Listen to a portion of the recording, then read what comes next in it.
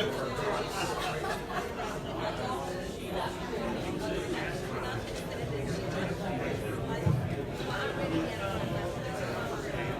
everybody, this is your 2-minute warning. Find your seats. 2-minute warning. We're going to start at 6 o'clock.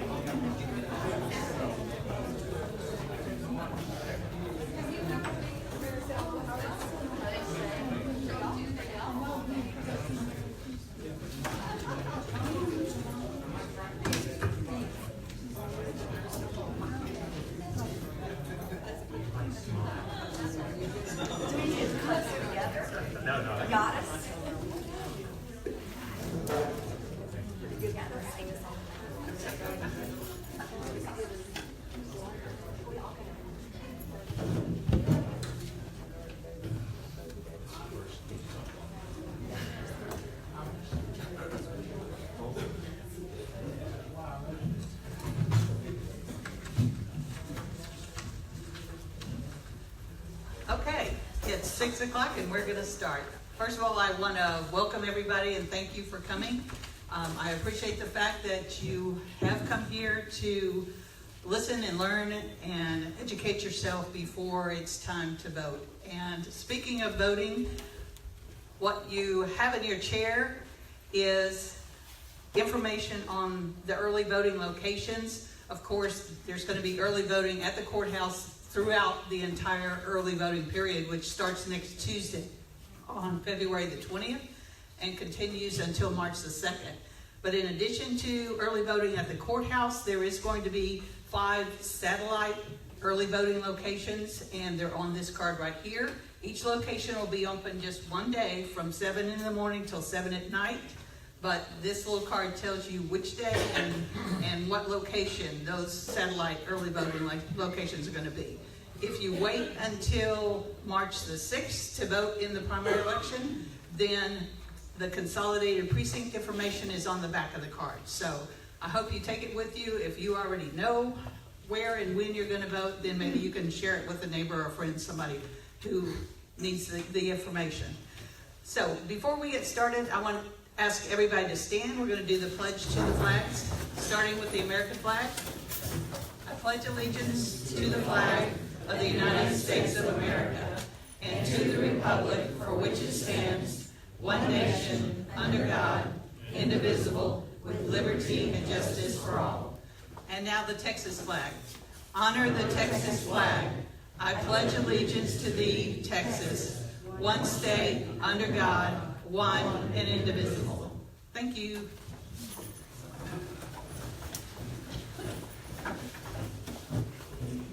Okay, real quickly, some housekeeping items. For those of you who don't know, the restrooms are straight out those doors against that next wall.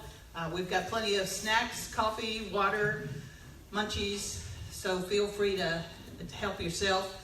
The format for this forum is going to be, we're going to start obviously with the candidates for County Clerk, and we're going to go through as many questions as we can initially of the prepared questions that the moderators already have, and then we'll collect questions from the audience and have a few more questions coming from the audience. Then we'll have a break, and after break, we'll start with the Justice of the Peace for Precinct 1 candidates with the same time frames. Candidates, you will have 3 minutes for your introductions. You will have 1.5 minutes to respond to questions, and then you will have 2 minutes for closing statements after the questions are done. So just so you're aware of that. I want to thank our moderators. Jeff Wick, who is the current editor of the Fayette County Record, and Larry Jackson, who is the former editor of the Fayette County Record. Our timekeeper is Mr. Dick Frenzel, former Justice of the Peace. Thank you very much. And I want to recognize Frank Hillbolt, who provided the sound system for us and at every forum that we've had. So I appreciate that. Okay. I want to go ahead and get this started because, like I said, we got 2 races to cover, and I don't want to waste any time, but don't want to. Oh yeah, Mr. Arnold Romberger. I want to call your attention to the fact that we have a donation envelope on the back thing, and I'd like to ask you to consider a modest donation to cover the cost of these forums and other publicity that we do. We don't want big contributions, we want more little contributions, so consider that. Thank you. Yeah, big, small, whatever. But it is important, if you are going to make a contribution, to fill out the information on the envelope. If you just throw cash in there, then what do we do with it? We're in trouble. We're in trouble. Yeah. We need to associate all the money that we get specifically to a donor. So if you're going to make a donation, just fill out the envelope. Okay, I think that's it. I'm going to turn it over to our moderators. All right, well, thank you very much, candidates, for being here. Thank you, folks, for being here. We're going to start with opening statements, 3 minutes, and we'll go in ballot order. So, Ms. Fietsam, you want to go first? Good evening. I'd like to thank everyone for being here and to the Fayette County Republican Party for hosting this forum. I'm Brenda Fietsam, and I'm a Republican running for Fayette County Clerk. For those of you who do not know me, I was born and raised here. I am married to Harold Fietsam, who is from Schillenburg, and we will be celebrating 27 years of marriage this June. We have 2 kids. My son Chase is a senior at Texas A&M, and I have a daughter who recently graduated from the University of Texas.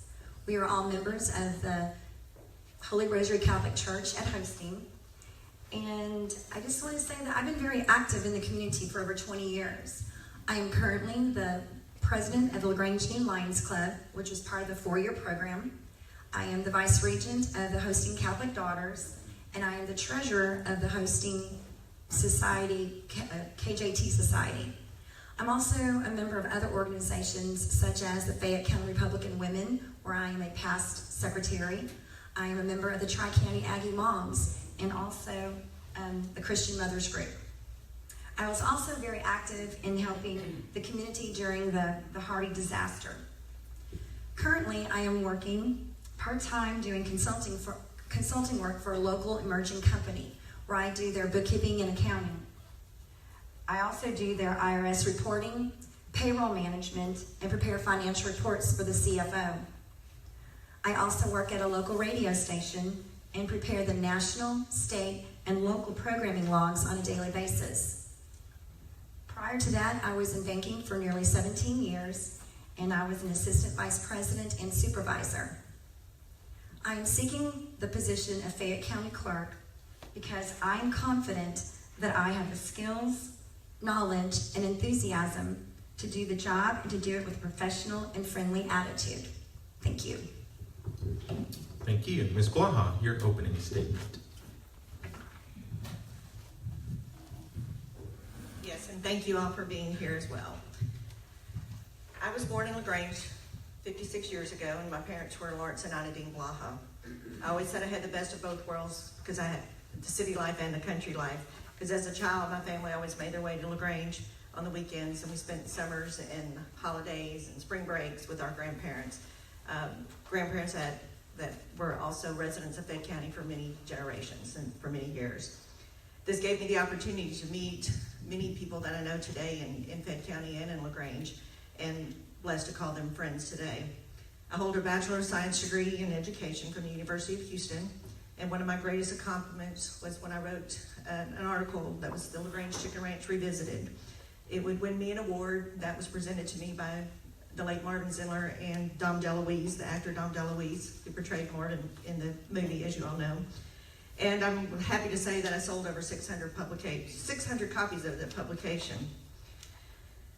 Throughout my diverse job descriptions, and the last one I had basically was in the oil and gas industry for many years, I focused on more than just a job description. I focus on the job description in providing customer service. I've worked for CEOs, CFOs, attorneys, upper level management, and for a wide range of companies with New York exchange listed corporations. I've held positions such as property management, sales, proposals, contracts, legal, accounting, human resources, communications, and public relations, to name a few. Some of these positions required that I administer leases, including lease abstract activity, prepare annual capital and operating budgets, analyze financial statements for accuracy and variances, and process accounts payable and receivables. And that I work directly with tenants, architects, construction contractors while overseeing 180,000 plus square feet of building space for build outs and improvements. All of these positions not only required record keeping, but they also placed me in positions to provide customer service internally and externally as well. I'm respected as a highly capable, ethical, and experienced professional. I'm task-oriented, organized, and some would say even a little OCD. People who know me know I get a job done. One blessing from working in the many positions that I have held is that I still keep in touch with many of my old bosses and many of my old coworkers. I'm a people person, and even though it's sometimes a little hard to get up here and stand and talk in front of a group, I can talk your ear off all day long, one-on-one. I would be blessed to have this position. I want this position, and I'm open for any questions outside of here as well. Thank you for your time today. Thank you. Ms. Karstedt, your opening statement.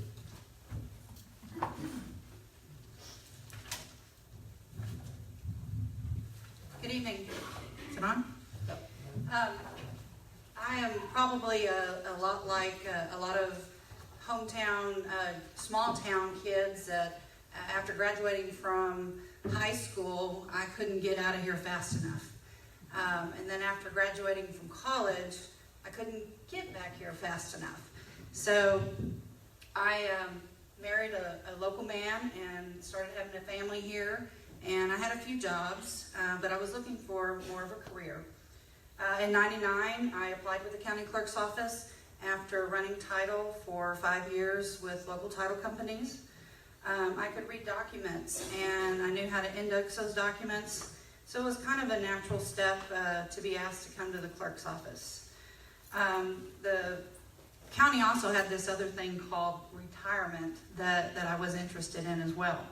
So within 5 years in the clerk's office, my boss saw my leadership skills, and she started to take me to trainings with her. So I have at least 300 plus hours in training specifically just for the office. And that training was paid for by you, the taxpayers. So I am really your investment, and I hope that you can see me as an investment. February this year, I celebrated 19 years with the county. I've worked in in every aspect of the job, which gives me the skills to teach my staff and skills to improve the process. We're going to have a new judge. No questions asked. We're going to have a new judge coming in. That person's not going to know civil process. They're not going to know probate process.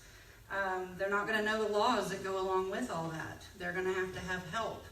And you need an experienced leadership in the clerk's office to help that happen. Since in office, I'm going to share with you a few things that I've done. Digitizing all official public records in case of a disaster. I've been trained in disaster planning and recovery. Enhanced customer service by streamlining how we process documents. That used to take 2 weeks. It now takes us about 2 minutes. I became the county registrar of births and deaths. I have implemented e-filing for civil cases, and by the end of the year, we'll be doing criminal. I've done a lot of digitizing, and marriage records are next in that process. So I just want you to ask yourself when you're in that voting booth, how long it's gonna take for someone that's never worked in my office to have the 19 years of experience that I do. Because that's what you're gonna get when you vote for me. Thank you. Well, thank each one of you. Let's go right ahead to some questions about this. We'll go in the same order, and once again, we'll begin with Ms. Fietsam and go down to each one successively. The second question then will be asked to Ms.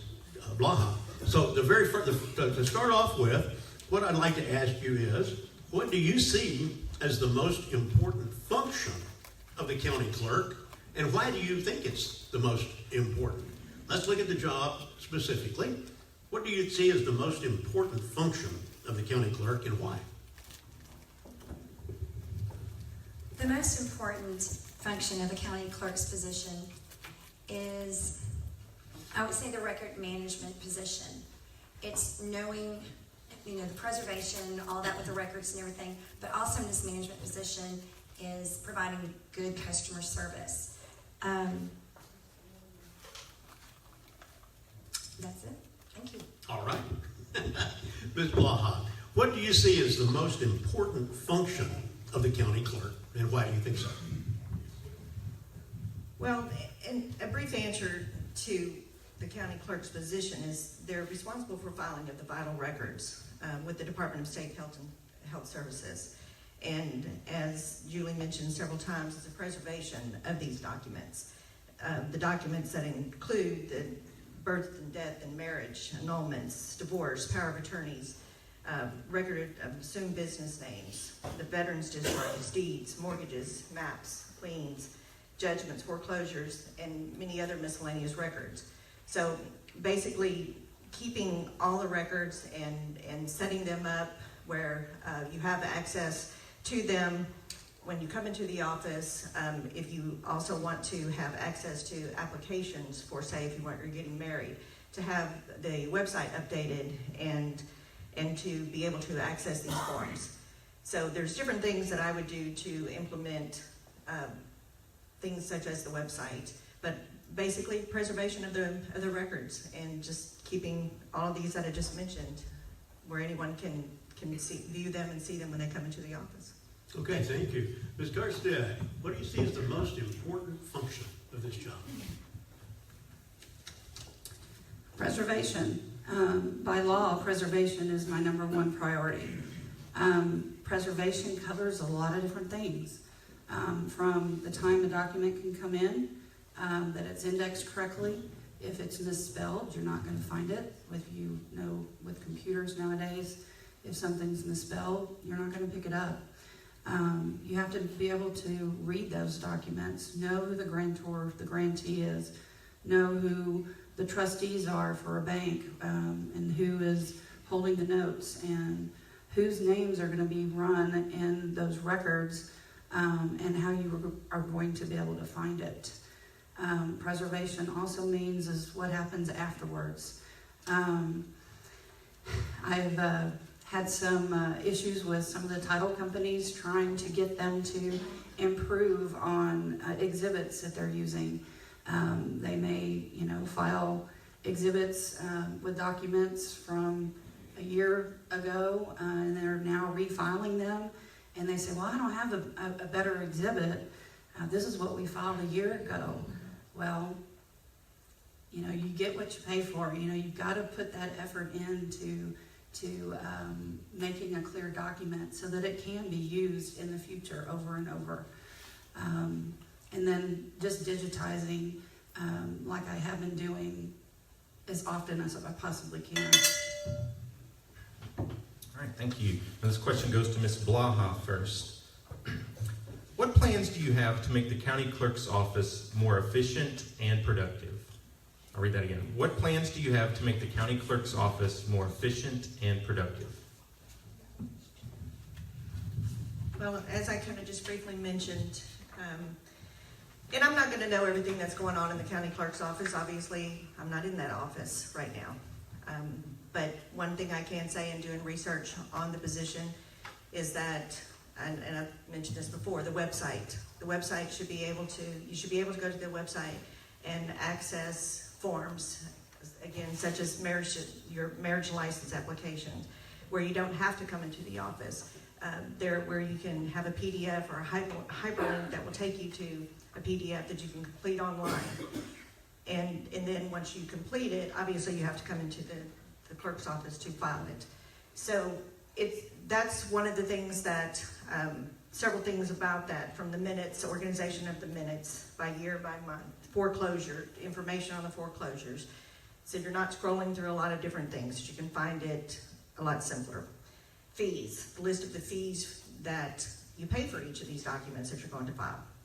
So that's one of the things. And, I know I've mentioned customer service, but customer service in a public office is essential. Thank you. Thank you. Ms. Karstedt, your plans to make the office more efficient and productive. Well, I can tell you what I've done. If something's on a computer, naturally it's going to be faster. Prior to coming into office, we did not have our DD-214s, our veteran papers on computer. We had to go to the back and look in about 20 books to even find someone's name. Our brands were not indexed on the computer. Our assumed names were not indexed on the computer. Digitizing those images and attaching them in the computer, you plug in a name, you pull it up, you've got it right there, you can produce it within minutes. Definitely making it more efficient. One of the things that we are facing, and this too will have a lot to do with who our new judge is going paperless. For court cases, the judge can have a computer at his desk in the courtroom and can look at these things, and we may not even have to produce files at all in the future. So there are a lot of ways to make things more efficient. I would like to say real quickly that all the things that Darla mentioned are on our website. But our website is managed by TAC, Texas Associations of Counties, and I don't have much choice what I do with the web design. Thank you. Ms. Fietsam, your plans for making the office more efficient and productive. Okay, my plans to make the office more efficient and productive would be to continue upgrading the systems and procedures to run the office effectively and efficiently within the budget. I also want to understand the needs to provide the best customer service. I want to go out into the community and find out how we can better serve them. I also want to provide a healthy working environment to improve work performance for the public, which would also include cross-training wherever it's needed. And I also want to increase the visibility and availability of the county clerk. Thank you. Thank you. Okay, and our next question will begin with Ms. Karstedt. What records of the county clerk's office are currently available to the public online? And what plans would you have to make additional records available in this manner? At this time, there are no records available online that are produced by us online.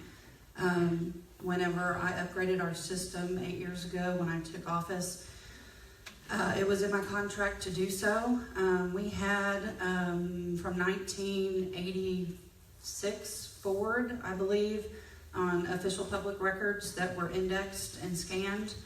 And I was wanting to put those out there because it takes a lot of time and money to get everything done. The county attorney's office looked over my proposal, they looked at my contract, and they said, wait a minute, you've got social security numbers in those records. And I said, yes, sir, we do. And by law, we do not have to protect your social security numbers. If any of you have ever signed an oil and gas lease, everyone's social security number is on an oil and gas lease. And it was our agreement that we would wait to do that until we could get redaction software that will look at each document and redact that automatically so that it's not put out there by our office. Our records are online. We have to sell them. The government makes us sell our records because they're a public record. But we do not put any of that out there, and for that reason. Okay, Ms. Fietsam, what plans would you have to make additional records available to the public online? Well, hearing that they're not online now, I just know that I've got to go out and get this continuous education and go out and seek my resources that are available to me to find out what procedures we need to do. I know everything is regulated, so I just got to go and follow the regulations, hook up with the resources, and then go from there. Thank you. Ms. Blaha, what would you do to get additional public records available to the public online? Well, and as Julie said, I mean, there's going to be records that are not going to be accessible due to private information. And a lot of records are not accessible because of the type of record they are. And so with that said, again, anything that we can do to make it available when we can make it available, and by implementing the website, updating the website, cleaning it up, bringing it up to date, that will at least help someone that needs to access forms to start the filing process. Again, not to know everything that goes on in the county clerk's position, but I can tell you that working with the budget and setting a new budget to be able to use the funds to update this information and see where we can utilize e-filing and just the different things that we can use basically to make it more accessible to the public. Thank you. All right, this question goes to Ms. Fietsam first. In your opinion, should a single county clerk employee be trained to handle each specialized function, such as probate hearings and records, or should every employee be cross-trained to handle all functions the office is responsible for? It's a complex question. I'll read it again. Should a county clerk employee be trained to handle each specialized function, or should every employee be cross-trained to handle all functions the office is responsible for? I believe that they all should be cross-trained, because you hear all the time that someone will go into an office and need help. You're on your lunch hour and they say, I'm sorry, I can't help you because the lady in charge of that is not here.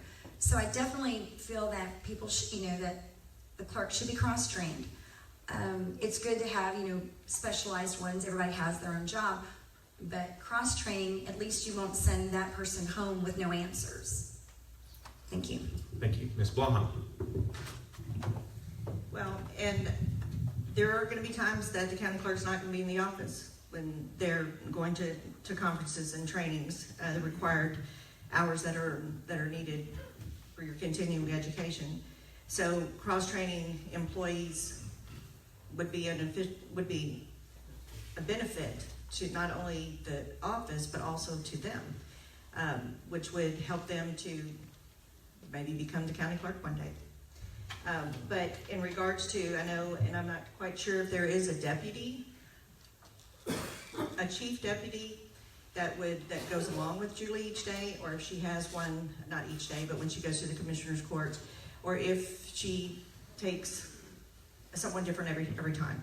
So I know that there is a chief deputy that would be in charge when, say, the county clerk is out of the office. So yes, cross-training to me would not only benefit the office, but would benefit the employee as well. Thank you. Ms. Karstedt. Yes, my employees are cross-trained. We have 3 major things that we do in our office, and the rest is something that everyone knows how to do. Of course, it isn't something they know how to do within the first year. It may take a year or 2 before they learn how to do all that, but my 3 major things that we do in the office are document indexing, probate, and civil, and then criminal. So I have specialized employees in those areas, at least 2. We are open all day long. We don't close for lunch.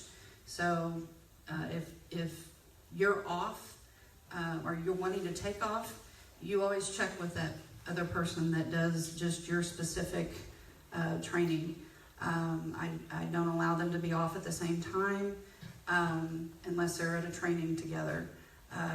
They don't take the same lunches, so that we always have someone in there to help during lunchtime.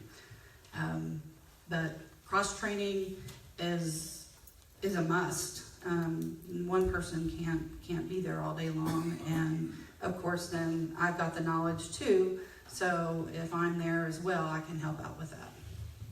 Thank you. Thank you. Okay, this time we're going to begin with Ms. Blaha. You've mentioned e-filing several times. Most of the larger counties in Texas do allow e-filing. What is e-filing? A lot of people don't have the slightest idea. Do you think that's something that should be implemented in Fayette County? And if so, how quickly would you pursue it? Or if you don't think so, why not?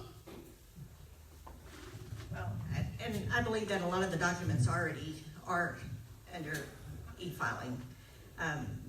Basically, that you're gonna take the paper product and you're going to scan it, and it's going to be accessible where you don't have to have the paper product. These are all basically just backups, but and as Julie has mentioned, a lot of that is already done. It's what I focus on when I say, as far as the filing of accessible items, is going to be the forms that a person needs and that you can access from the website. So yes, e-filing to me is a must, and to bring county clerk's office and record keeping to the times are changing. So we're in the times that we have access to technology, so let's use it. Thank you. Ms. Karstedt, tell us about e-filing and whether we need to be doing that right now. Okay, e-filing is filing of a record via your computer through email. Simple as that. The only thing with like probate filings through email, through e-file, we do have to get the original will brought in. Otherwise, every bit of it can be e-filed. We've been doing that. It was mandated 3 years ago, 2 to 3 years ago, and we have been doing that. E-filing was generally set up for as a tool to help attorneys. You've got attorneys all over the state of Texas. They, charge an arm and a leg anyway, and to have an attorney have to go to another county to get a copy of a probate when they, or when they need to probate, they can e-file it much easier than having to travel to that county to file it. And that's basically what e-filing is. We are now facing another mandate for criminal. We only handle misdemeanor criminal records, which they generate out of the county attorney's office. Rarely do we even get any kind of filing from an attorney on a misdemeanor case, but the state is still mandating us to have that ability. We just had our first meeting on that today, and it will be implemented. Ms. Fietsam, e-filing. Okay, e-filing is basically filing online.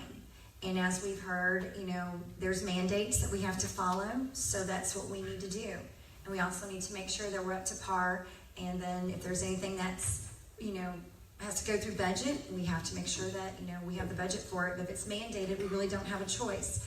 So e-filing, filing online, and keeping up with the mandates. Thank you. Thank you. All right, this question goes to Ms. Karstedt first. Describe your management style.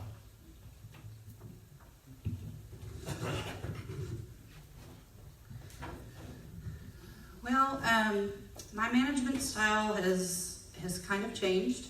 I hadn't ever managed a team when I took the county clerk position, other than managing when the clerk was out. I was never the chief deputy, but I still helped manage the team that we had. And management meaning making some decisions. I try to my management style would be to build leaders out of the girls and women that work for me. I encourage them to be able to know their job well enough to be able to answer any question that had to do with their job. We work on public service. We constantly deal with the public.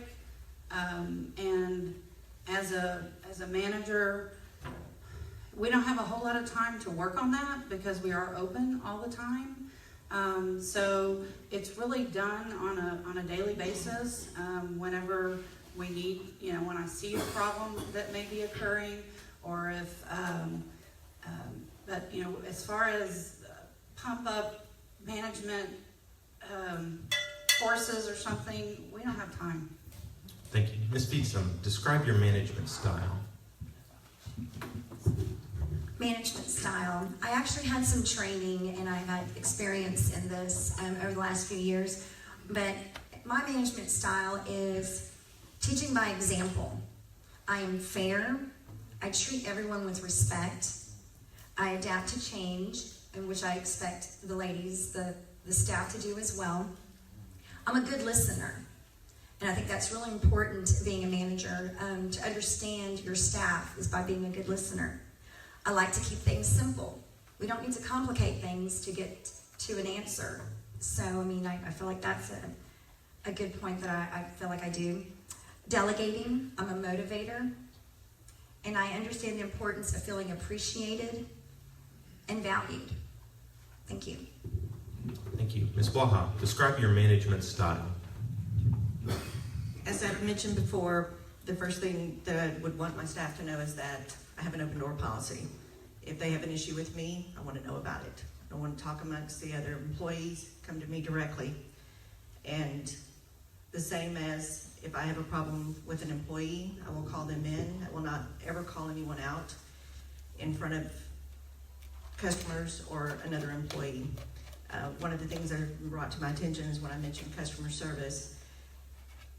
That in itself is something that I won't directly state as far as who. So when I talk to the people outside of here, that's where the customer service issue comes in. But as far as the management style, I have managed from anywhere from 2 to 15 employees at a time. I want to I would like to give an employee the notion that they can be me one day. They can be the leader one day. They can be the county clerk one day. So always pushing the employee to do better and to want to be something more, and just having a great attitude, happy place to work. That's what I would want my staff to have, and what I would want to work with them so they do have it. Thank you. Thank you. Okay,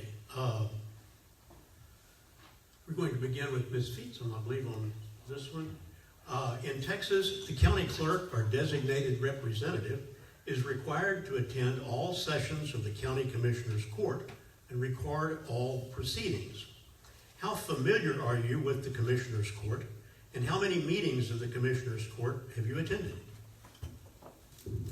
Okay, yes, the county clerk is the clerk of the commissioner's court. I have not attended any commissioner's courts, but I do read about them in the newspaper, so I'm familiar with what kind of decisions and ideas are brought up. I have researched and looked online to see the format of how the minutes are taken. It's a real simple format where you plug in things. And I have experience in being a secretary for different organizations, so that's not anything new for me. And what else was part of the question? That's it. How familiar are you with the commissioner's court, and how many meetings have you attended? All right, well, no meetings, but I'm familiar by doing my research and looking online. Thank you. Thank you. Ms. Blaha. Yes, and unfortunately, I too have not attended any meetings because I do work, and they happen to fall twice a month on times that I can't always make it. But I will tell you that I've I've already been granted the opportunity to shadow another county clerk in a different county, should I do win this election, this position. But yes, to take minutes and to make sure that you compile those minutes accordingly, and to have your chief deputy or one of your deputies with you. It's very important that you're there and you work with the commissioners, you work with the attorneys, you work with everybody that's involved with the county clerk's position. So unfortunately, no, I have not made it to one of the commissioners' courts, but I'm trying. I really am going to try to get there. Thank you. And Ms. Karstedt, tell us a little bit about relationships with the Commissioner's Court, that function of the county clerk's job. Oh, I didn't know you were going to change the question on. I'm sorry, let me read it. So, how familiar are you with the Commissioner's Court, and how many meetings of the Commissioner's Court have you attended? I maybe miss 1, 2 a year at the max. We meet twice a month, and that's just a regular meeting. Sometimes we may have 6, 7, 8 meetings a month, special meetings, and I have to attend as well. I always have someone attend with me. I used to use a recorder until I was told that even if you use a recorder just for your own notes, the public can still make you produce that.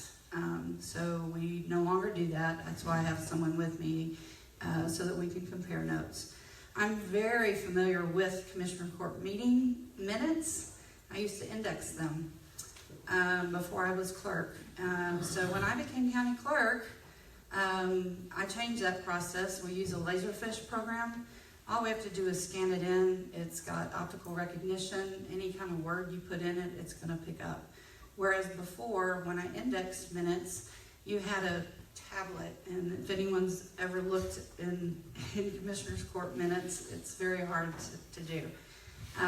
The tablet is in subjects, and you have to, if it happened in precinct 1, so I'd have to index it in precinct 1.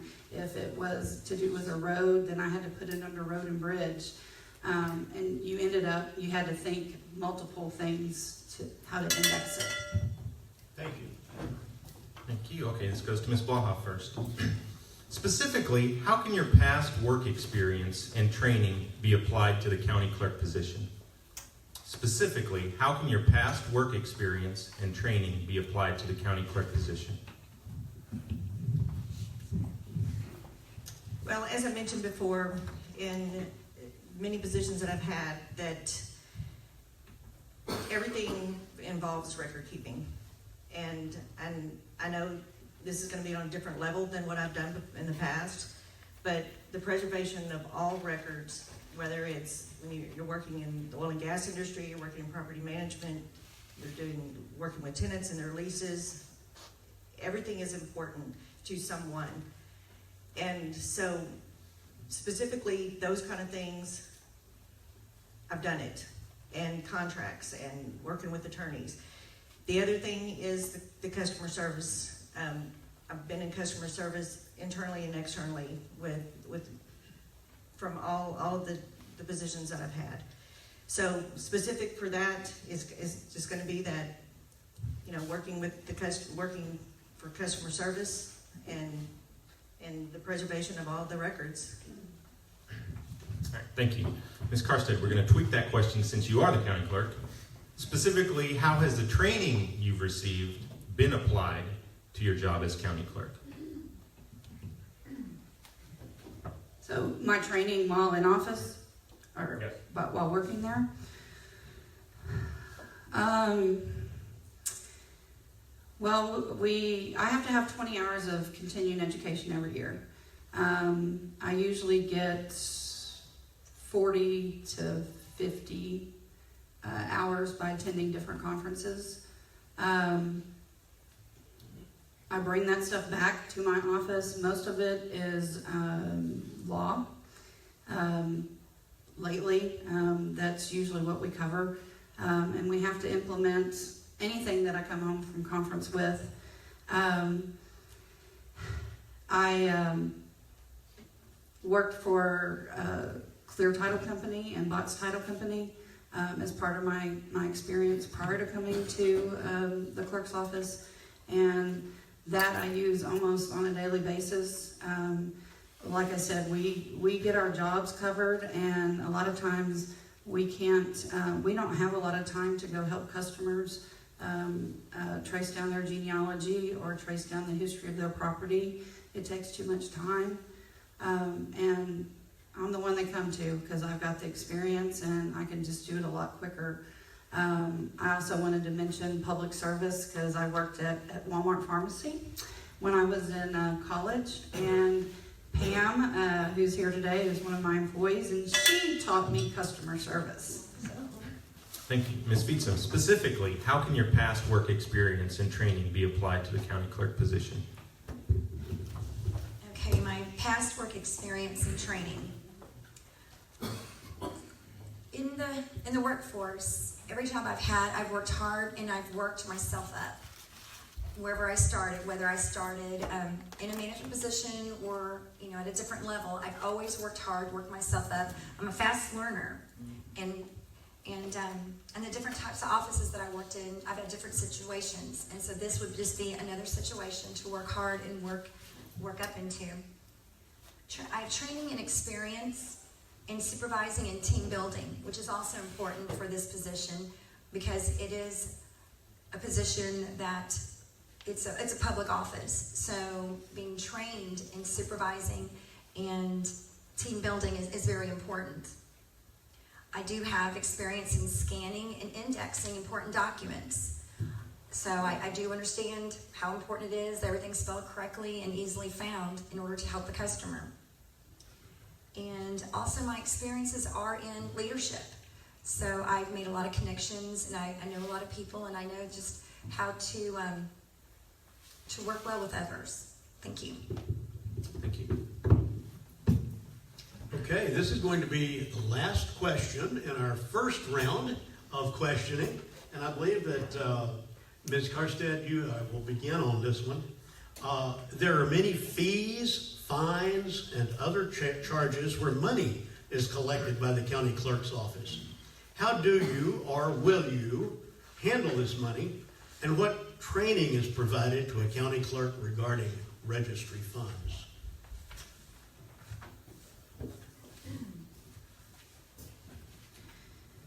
I have 5 accounts that I oversee, and one of them is a registry fund.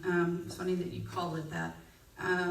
Registry funds are funds that a judge would court order into my registry funds. It's bond money that a guardian would put up for a ward that is under our care. I'm the only one that manages that money. If I'm told to invest it, the judge's orders tell me how to invest it. I do not touch it unless I have a judge's order telling me to remove it or to return it to somebody. We have had funds in this type of depository for a long time. Then there's also this cheating process where you would have to cheat that money to the state if you don't know who to give it to after you've had it for 3 years and the case has been closed. The other accounts are all overseen by the auditor's office. I have a credit card account because I introduced credit card payments into criminal and then into the office as well. Okay, thank you very much. Ms. Fietsam, how would you handle the money collected by the county clerk's office, and what training is provided to a county clerk regarding the registry funds? How would I handle the money collected? Being that I'm not in the office now, I would have to go and seek my resources again. I'm not the first person running for this position, so I know that the resources are out there and the help is out there. There's, other county clerks in other areas. I visited with them, and they said that even when they started and they were in that office, they were constantly learning. So I know that the county auditor's office would be very beneficial to me because we don't have an experienced judge that's going to be in that position. There are also others that, you know, I can seek help from. And then the other part was Training. Yeah. I got to get out there and get all the training I can. I guarantee if elected, I'll hit the ground running, learning everything I can. I'm a fast learner, and I know that this is doable. Thank you. Ms. Blaha, how do you or will you handle the money collected by the county clerk's office, and what training is provided to a county clerk regarding funds? Well, one of the things that, 5 accounts are, again, not going to know everything that's going on directly with that right now, but one of the accounts that is set up that I'm looking forward to using is the Records of Management Preservation account, where there's always a $5 fee that is collected on top of what is collected for a document type of document that you may file. And this account is set up to where it's used for training, it's used for conferences, and from what I've researched, it can be used to implement and upgrade not only websites, but anything in the office as well, when it comes to documents.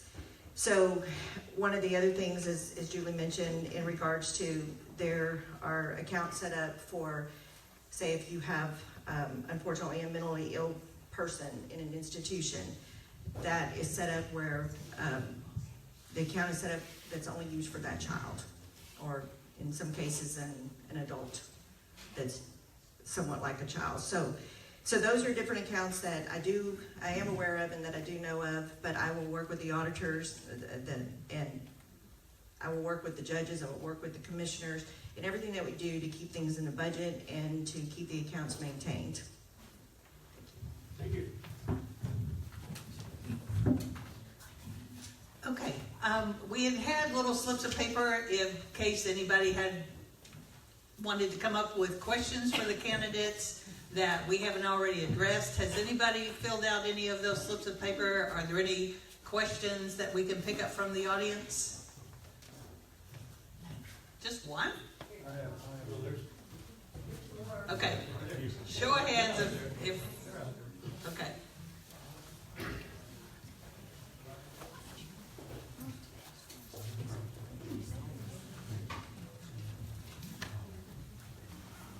I know. Okay, you can look through those.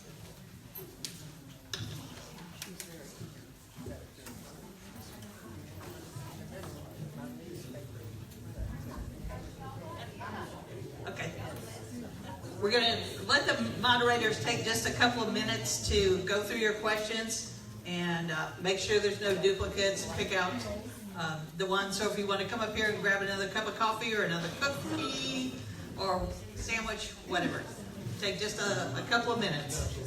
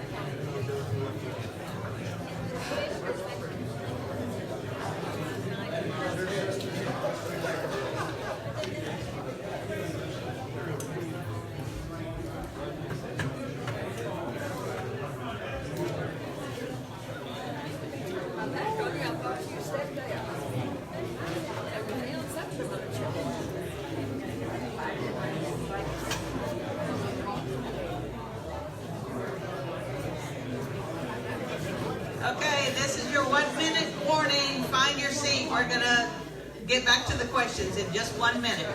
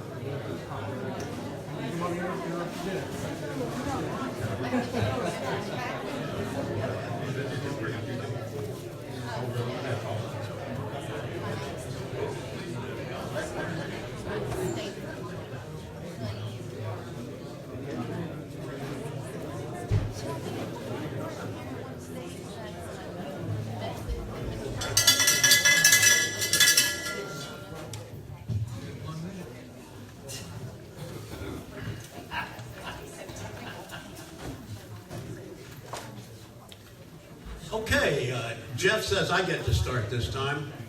This is such a snarky sort of a male question that somebody would have. Oh my goodness. Okay, let's see. Who shall we begin with? Ms. Fietsam, we'll start with you again. Are any men employed in the clerk's office? And if not, why not?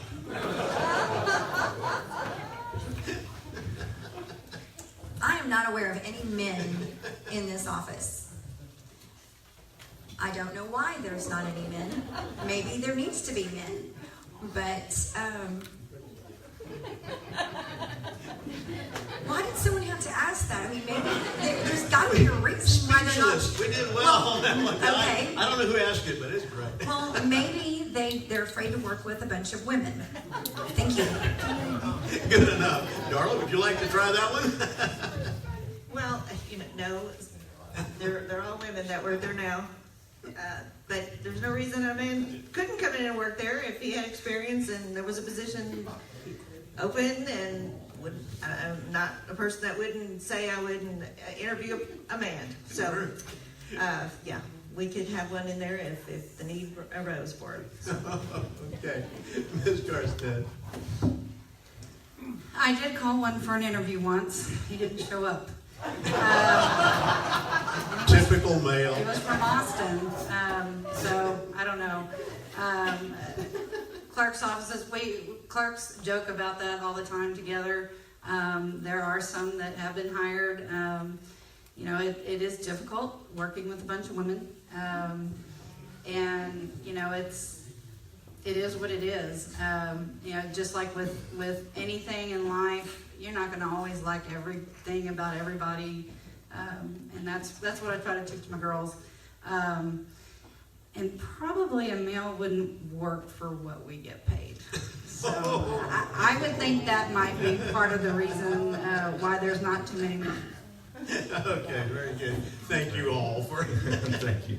Okay, this question goes to Ms. Blaha first. Somebody out there wants to know, what does it mean to be ethical at your job and in your personal life? Well, when I'm at my job, whatever that may be, I do it 110%, if not more. I don't like for people to stand around. If they're getting paid to do a job, you need to do your job. I don't like someone to stand around and when there's things to be done. So, having a background of a people person and family oriented, you bring that to your job. Where I coming from LaGrange, and many of the friends that I have know that my family's always been hard workers. And so work ethic is important in any job. But just making sure that your staff is happy and customers are happy and you're happy makes for a great workplace. So most definitely just maintaining a great work ethic in your office is essential. Thank you. Ms. Karstedt, what does it mean to be ethical at your job and in your personal life? To me, ethical means your standards, that you have standards, that and you stick by them, and you're going to take those standards and apply them to your everyday life and to your work life. It shouldn't be any different. There are expectations, and I brought tonight because this is something that I hand out to every new employee, and it's my expectations and principles from me, so that they learn what my ethics are, what I expect out of them, and how my office will be handled. Thank you. Ms. Fietsam, what does it mean to be ethical at your job and in your personal life?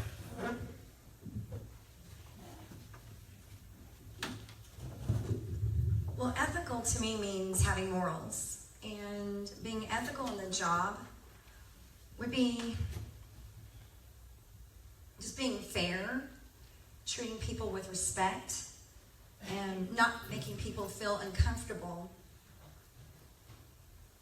And then being ethical in my personal life, I would say again, having morals, not doing things in the public that would look negative, because that could affect my position.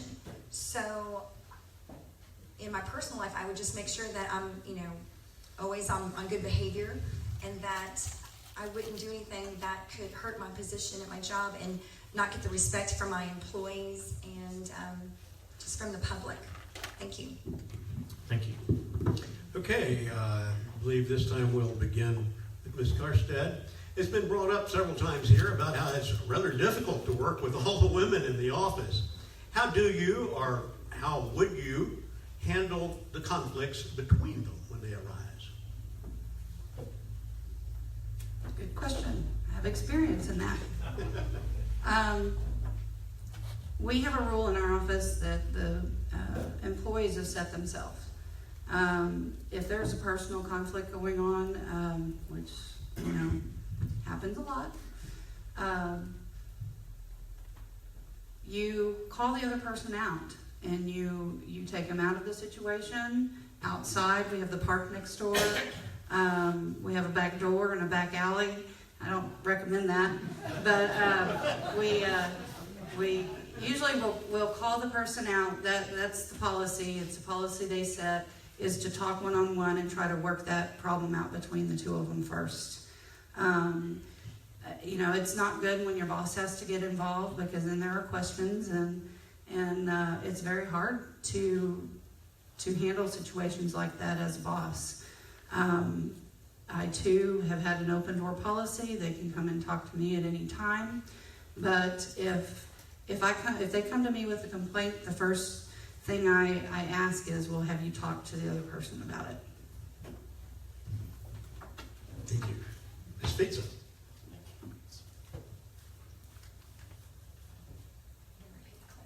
Yeah, same question. How would you handle conflicts that it's been brought up that it's been difficult to work with all of the women in the offices, and how do you, or would you, handle conflicts between them? Okay, I don't think that it needs to be difficult. As a new person coming in, I would definitely set down the roles, and the roles would be, you need to let me get to know you. I need to know your personalities. I need to know your strengths. I need to know your weaknesses. And then from there, we can grow together. I just feel like, you have to be fair. You can't do something for one and not the other. And all of that would just help eliminate a lot of these conflicts. There's always going to be something, but I just feel like someone new coming in can look at it from a different perspective with a fresh outlook. And I have a lot of experience working with women, and I don't know why. Men too, they're not the easiest to get along with always. They always think that they're right. They're never wrong. But I didn't say that. But I just think that conflicts can be eliminated with a good start, and that's what I'm willing to produce. Very good. Ms. Blaha. Thank you. And I had mentioned the open door policy as well. So the the point of that is, if there is a conflict, everybody's human. Even though we say we don't want to bring it to the office, sometimes our personal lives come to the office, and that's understandable. So if there is an issue between staff, try to work it out amongst yourselves. If that can't be done, then it will be a one-on-one, brought in together, whatever the case may be, to resolve the issues. If we have if we have an office that is happy and is flowing and is working, and everybody's doing their job, you shouldn't have conflicts. I know a lot of conflicts start just where I'm at right now, because somebody comes in late, somebody does this, and nobody gets they're not called out on it, they're not reprimanded for it. And it only makes the other person think, well, why am I working this hard? And that person's not. So working together with the staff and working for them to work together, there shouldn't be any conflicts if everybody is happy and we can all work together. But if that happens, I'm here to listen, and I will be open with everyone. Thank you. Thank you. All right, this question goes to Ms. Fietsam first. Why would Commissioners Court not want a full recording of meetings available to the public? And would you be opposed to doing that? Why would they not want a full? Why would Commissioners Court not want a full recording of meetings available to the public? And would you be opposed to doing that? Of course, this question was not meant for me or Ms. Blaha, since we're not, familiar with the proceedings and everything in Commissioner's Court. But why would we fully record it?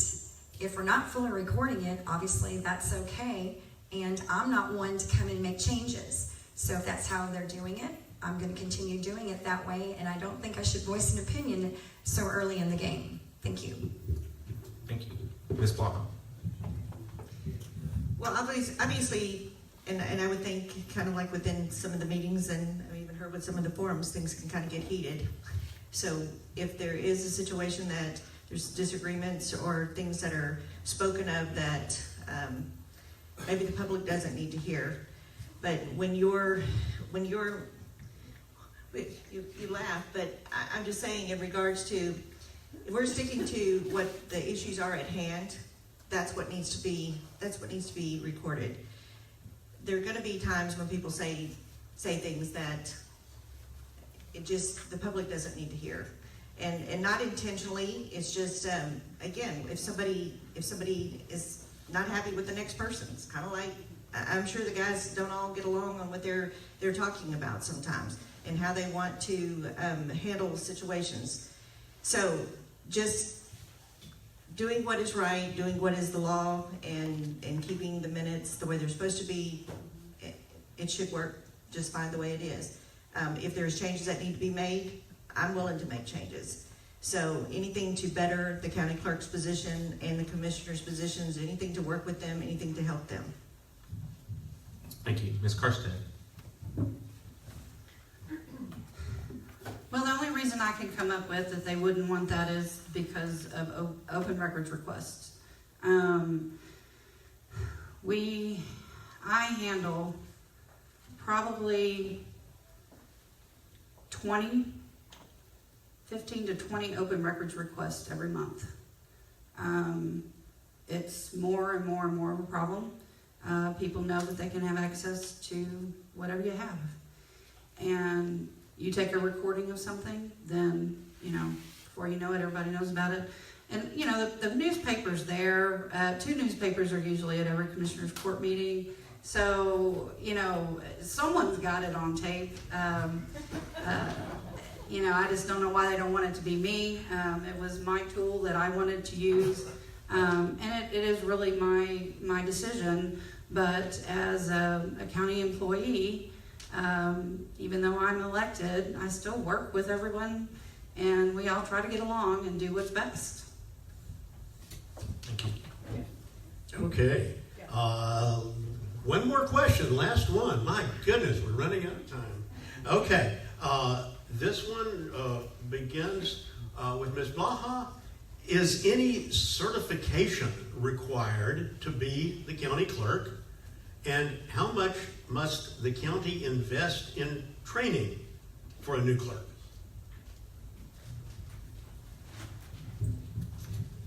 Well, the certification,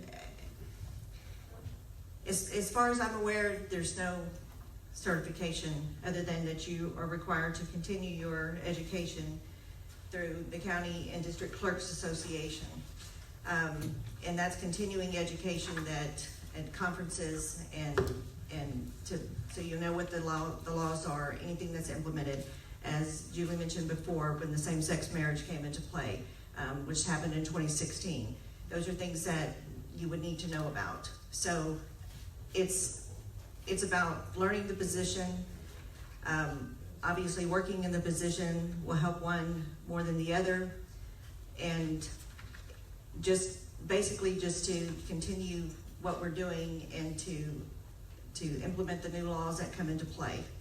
And so as far as the certification, just knowing the laws and continue your education. Thank you. Ms. Karstedt, is there any certification that's required of a county clerk, and how much must the county invest in training? No certification. I do have to be sworn in every term, but there isn't any kind of certification you have to have or specialized training. However,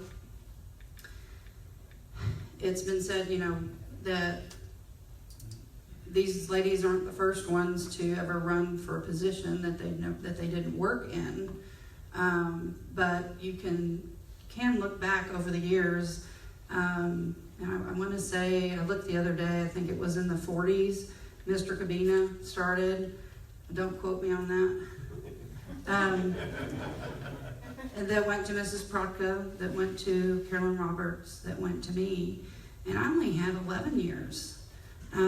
These people before me had way more time in the county clerk's office before they actually ran it. And then they spent many, many terms. And it's experience that is needed. Okay, Ms. Fietsam. Although there is no certain certification, once you are elected as the Fayette County Clerk, you have to be bonded, and again, you also have to take an oath. As far as how much is invested in the training for the new clerk, we're hearing the continuous education is 20 hours, but as Ms. Karstedt said, she takes up to 50, and I know talking and visiting with other county clerks, they do even more than that. So, and going into this position new, there's going to be a little bit more investment, but it's going to be worth the money. Thank you. Thank you.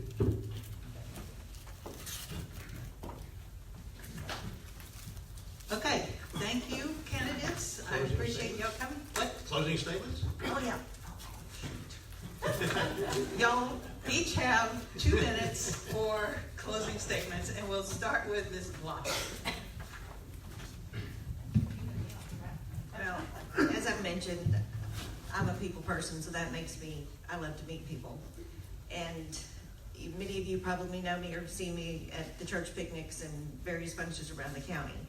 And I think I've mentioned before is when I decided to run for this position, I was told that if I went out and got 500 signatures, I didn't have to pay the $750 filing fee. That was an option that many don't know that you have. I did that. I actually decided I was getting 530 so I could cushion it in case I did have somebody that wasn't on board, wasn't a registered voter. And as I was out there getting the signatures and still walking today and talking to people, knocking on doors, Fayette County voters, I've heard they want change. They want change to this position. So I'll do what I can. And in regards to that, I'm a member of the St. Peter and Paul Catholic Church in Plum, a member of the Fayette County Tourism Association, member of the Catholic Daughters Court Annunciation in 1962, and a volunteer at the Fayette County Fair Association. These are just things that I did not mention in my opening statement because I wanted you to know even a little bit more about me. I love to spend time with my family. I have one sister and one brother, Glenda Johnson and Rodney Blaha. And yes, Bert Blaha is my cousin too.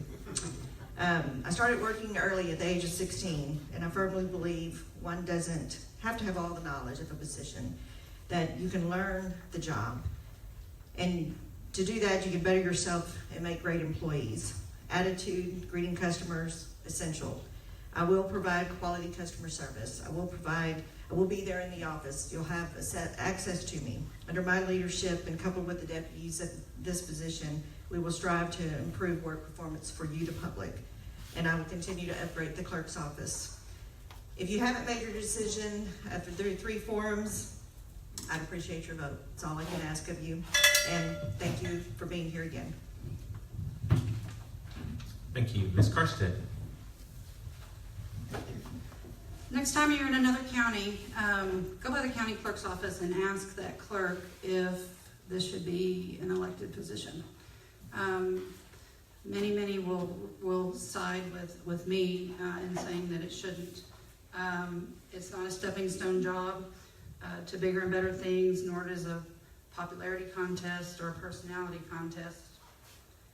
The county clerk is a recorder, a historian, clerk of the court, and the registrar of vital records of all kinds. With my 19 years of experience in the office and the 5 years prior running title, I've got over 2 decades of experience to offer. Not in just day-to-day operations, but in the history of the office. I know the stories, I know how things were done, I know what worked, I know what didn't work. I know what's coming for the office in the future, and I know the history that it comes from. So that's the kind of experience you get when you vote for someone with experience, and I ask for your vote on March 6th. Thank you. Ms. Fietsam. In closing, I'd like to just share a conversation I had with my daughter last night. She says, Mom, just tell them why you're running. Just be yourself. That you don't have to have all kinds of fancy words. Just tell them why you want to give back to Fayette County. And it started in 2015 when I was a member of the Fayette County leadership class.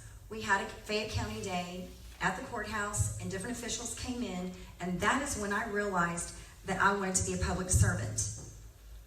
Being part of the county is the perfect opportunity for me to do this. I love working with people, and it has been reflected in my past job performances. Anyone who knows me knows this.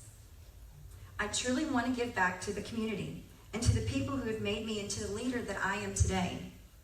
Our society had a big part in developing my family's values.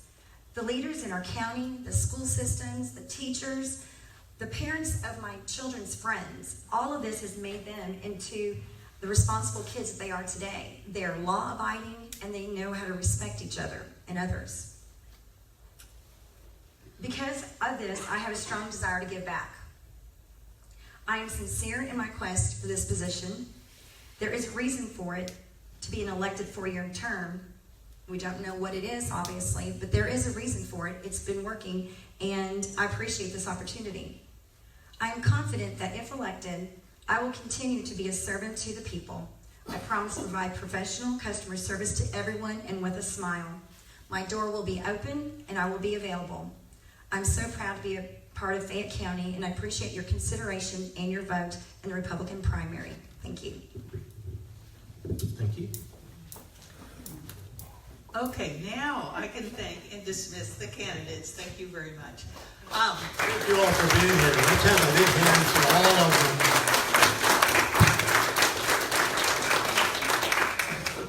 Okay, we are going to take a 15-minute break, and when we come back, then we'll start with the Justice of the Peace Precinct 1 candidates. I want to let you know, though, that Donna Davison's husband is here. He's standing at the back. If you'd like to talk to him, she is running for appellate court? Third Court of Appeals. I was close. Okay, and I also want to recognize Judge Steinhauser is in the audience tonight. Thank you so much for showing up. One of our commissioners, Jason McBroom, is here. Thank you for coming. elected officials in the room, raise your hand. Nope, oh good, I didn't miss anybody. Okay, 15 minutes and then we'll start with the Justice of the Peace, Precinct 1.